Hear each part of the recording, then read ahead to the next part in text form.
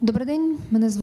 Good afternoon. My name is Olga Tamanova. I'm very happy to welcome everyone who's joining Media Center Ukrinform today. The 10th year the war in Ukraine is running. Today is 559th day since the full-scale invasion of the Russian Federation of Ukraine. And today we're going to speak about the situation in Zaporizhzhia nuclear power plant, about 1 year of the operation of the permanent monitoring mission of the IAEA at the Zaporizhzhia nuclear power plant. Let me introduce our participant today. This is Oleh Korikov, acting head of the State Atomic Energy Regulatory Commission, Chief State Inspector of Nuclear and Radiation Safety of Ukraine. Welcome, hello, and glory to Ukraine, glory to its heroes. So let us begin by talking about the year of IAEA's mission here in Ukraine. How complete is this mission? How successful do you think it to be? What do you think have been its ups and downs? Thank you for your question.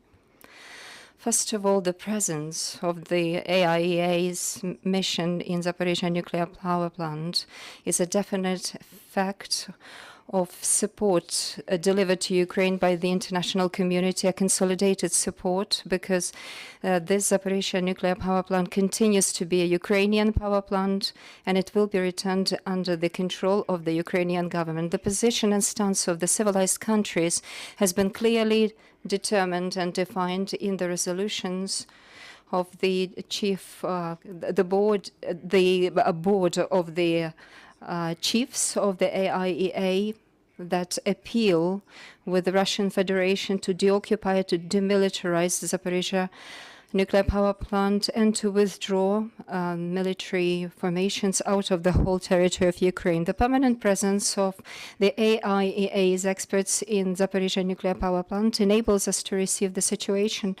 information about the situation of the equipment and the systems, as well as the illegal actions committed by the occupiers in the territory of the power plant. Due to the mission in the Zaporizhzhia power plant and other power plants, Ukraine remains open and transparent as a country, even in conditions of war under martial law and in hostilities. The presence of the IAEA's specialists enables us to debunk any fakes authorized and authored by the occupiers very swiftly and efficiently. For example, the ones that Ukraine was in a way implicit in the manufacturing of the dirty nuclear bomb. So these are real gains that we have. Some other gains or advantages that we can also operate, I would include the presence of the IAEA's mission exerts a certain pressure on the occupiers because they are not used to working in conditions of permanent monitoring, the situation that in Ukraine, unfortunately, we have to operate under permanently. The support via the network of response and support RANET is an extremely important element because due to this support, Ukraine has received means of personal protection, measuring equipment, significant supplies of telecommunications, aids and gadgets, vehicles that are of extreme importance for Ukraine at the moment. All of these supplies made by the countries who are supportive of Ukraine via this system. They are Romania, Sweden, Germany, Australia, Israel, Switzerland, Canada, and the US, of course. are funding the aid delivered to Ukraine via RANET network. However, despite positive progress achieved, we, together with MAGATE, unfortunately haven't been successful enough in securing safety conditions in Zaporizhzhia nuclear power plant because, unfortunately, the nuclear power plant has transformed from the generator of power. You remember that last year it was still generating energy with the help of its two blocks. Its legitimate management has no connection or access to the power plant. No access to the legitimate management of the Ukrainian authorities still hasn't been reinstated. Also, the number of the Ukrainian personnel has decreased several-fold. The people who have the respective experience of operating the power plant, let me remind you, last year we had about 5,000 Ukrainian personnel working at the power plant. However, right now we have about 1,000 manpower still working in the station.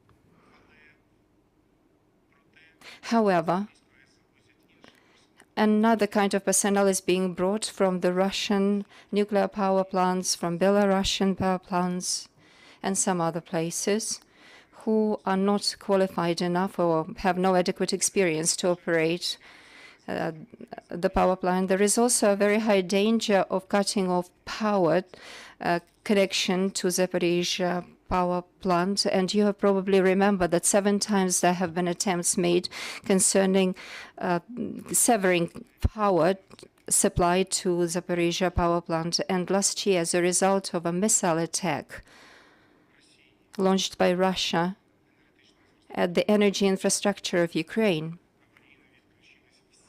as a result of emergency, all energy power blocks of the energy grid of Ukraine were disconnected. So this has nothing to do with radiation or nuclear safety.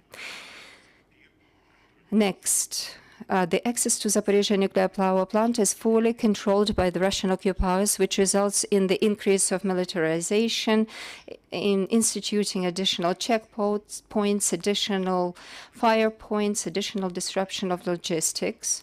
No full access to the IAEA representatives is being supplied to the full territory or to the supply points. So the occupiers are in charge of deciding what information should be submitted to the IAEA, what kind of information they need to transfer to them, and what territory they should have an access to. That is to say, the Russian terrorists are impacting the activities of the mission. Online data transmission of radiation monitoring of the industrial platform of the Zaporizhzhia nuclear power plant still hasn't been restored. Let me remind you that in May, the occupiers stopped the transmission of data from Zaporizhzhia nuclear power plant to the Ukrainian respective institutions and thus to the whole international system, which has significantly exacerbated response to any potential nuclear disaster and thus deprives Ukraine, in fact, of a possibility to fully comply with the conditions of the International Convention on prompt response and information about radioactive emergencies. And this is under the terms and conditions when the whole system of response to radiation disasters in Ukraine is crippled, because let me remind you that the crisis center in Ukraine is occupied by the Russian occupiers and it is not capable of carrying out this function. And the external crisis center has no connection to the systems of Zaporizhzhia nuclear power plant. So in fact, emergency readiness is not being enabled. There are also firefighter units have been disassembled, the ones that are supposed to provide security measures to Zaporizhzhia power plant. So we are not capable of delivering on the 3 conventions due to the fact that there is no prompt occupation and demilitarization of Zaporizhzhia power plant. So let me state that The exploitation of the Zaporizhzhia power plant is operated with a different kind of violations, and the energy blocks haven't been put into cold stop modes. They haven't been put on stall. The equipment is not being maintained in workable state, operational state. Part of the territory of the nuclear power plant has been mined. Production facilities of power plants blocks 1, 2, 3, and 4 are being used as shelters for the military equipment, machinery, ordnance, and explosives. So what are we to do under these circumstances? According to the conditions in the desert, when, for example, there is a caravan that begins to move very slowly across the desert, they usually find the slowest camel and shoot it down. Thus, they immediately increase the speed of the whole caravan. In our situation, however, it's clear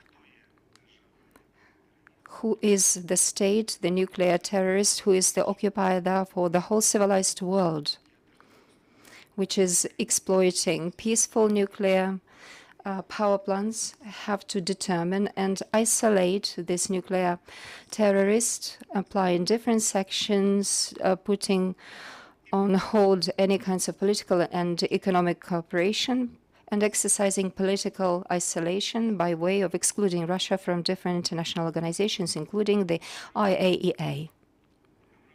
As of now, as part of the implementation of the peace formula by the President of Ukraine, Volodymyr Zelensky, item 1, nuclear and radiation security, different consultations with the partner countries are still taking place in order to intensify oversight over Zaporizhzhia power plant by way of independent examination of a nuclear situation, by way of inviting representatives from the partner countries and the countries that have taken part in the implementation of item 1 of the peaceful formula suggested by President Zelensky.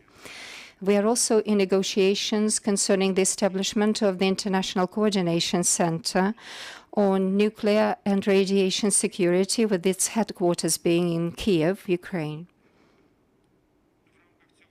Within the framework of this center's operations, still discussions are rolling concerning the renewal, resumption of the safe operation of Zaporizhzhia power plant after its safety occupation. In summary, let me repeat my statement, which is very important, our stance, that the only way to ensure security and safety in Zaporizhzhia power plant is deoccupation, demilitarization, and its return to full control of energy atom, the state inspection of Ukraine.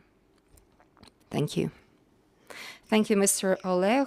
Of all of the information that we have heard, there are not too many gains that the IAEA's permanent mission has achieved. We have also heard from you that there are negotiations running concerning the appointment, concerning the situation that is being transmitted by the representatives of this permanent mission. So can we speak about the reformatting the work of the permanent mission? Thank you for your question. You know, the tools that are being discussed right now as part of item 1, President Zelensky's peace formula, are targeted at enhancing the role of the IAEA, expansion of its mandate, and providing this mission with additional resources to make basis for making sure that, in fact, it becomes impactful on the situation.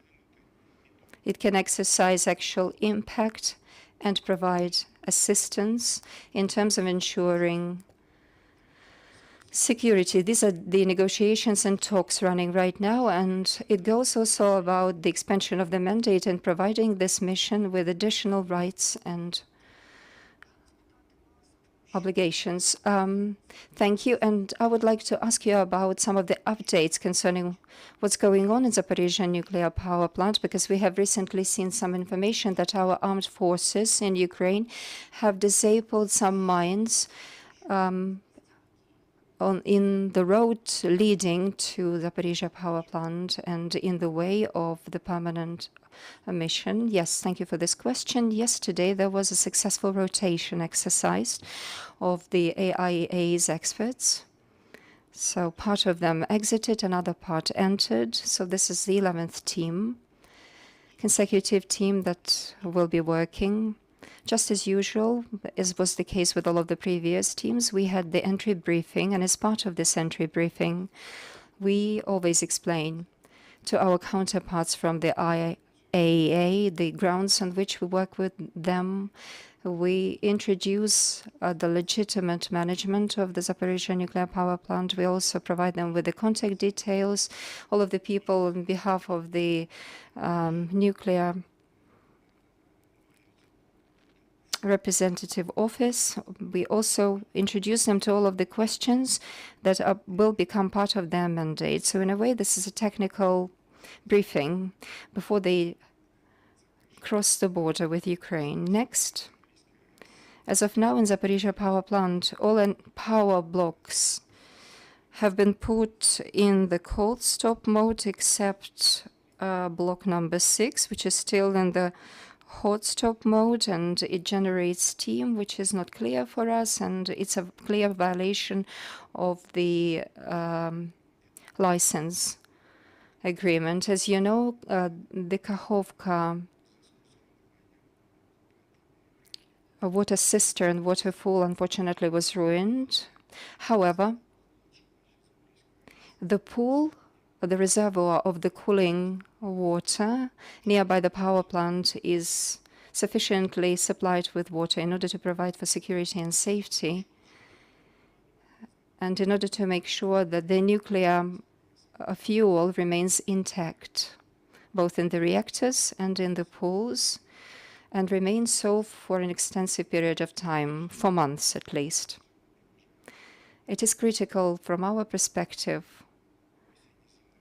that the preparation for winterization takes place, because sub-zero temperatures will come, and of course there may be some risks arising of damaging the equipment, and of course there is no proper maintenance or repair in the adequate scope being provided. So the equipment is not maintained to full extent, and as a result of that, there are different violations arising, and some of the latest ones that we've been able to observe was when a leakage took place in power block number 4, and as a result of that, there was a potent danger. This leakage from the first circuit that washes the nuclear fuel and is connected to the second power block. So in fact, this is the violation of the physical barrier in the way of potential dissemination of radiation into the external atmosphere. So this is really serious. This violation took place as part of the lack of proper maintenance and repair work. So the situation is really dramatic. The risks are really high, and the chances to respond to these risks under the circumstances are minimal for Ukraine. And the last question, if I may, you have spoken about winterization preparation for autumn and winter. So what about other Ukrainian nuclear power plants? How well are they prepared for this period? Thank you for this question. I think that this question should go to the exploitation agency, not to an energy atom, but as part of my mandate, I can say that the maintenance and repair works are still running. So out of 9 power blocks, 6 have already been repaired, so 3 are in a state of maintenance and repair. Some of respective documents have been signed and respective decisions have been undertaken. So national nuclear power plants are in full swing of preparing for autumn and winter period, and we don't see any problems in terms of posing any danger in this particular component. Thank you very much indeed. Thank you for taking this time. Thank you for participating in our telethon. I would like to remind you that with us was Oleh Korikov, acting head of the State Atomic Energy Regulatory Commission, Chief State Inspector of Nuclear and Radiation Safety of Ukraine. Thanks a lot, and please be reminded, our dear colleagues, that our next briefing will take place at 1500 hours. We'll be speaking about school education under Russian occupation. We'll be speaking about inciting enmity and destroying Ukrainian identity, which is being caused by the Russian occupiers. So stay with us, and we thank our Ukrainian armed forces. Glory to Ukraine, glory to its heroes. Thank you.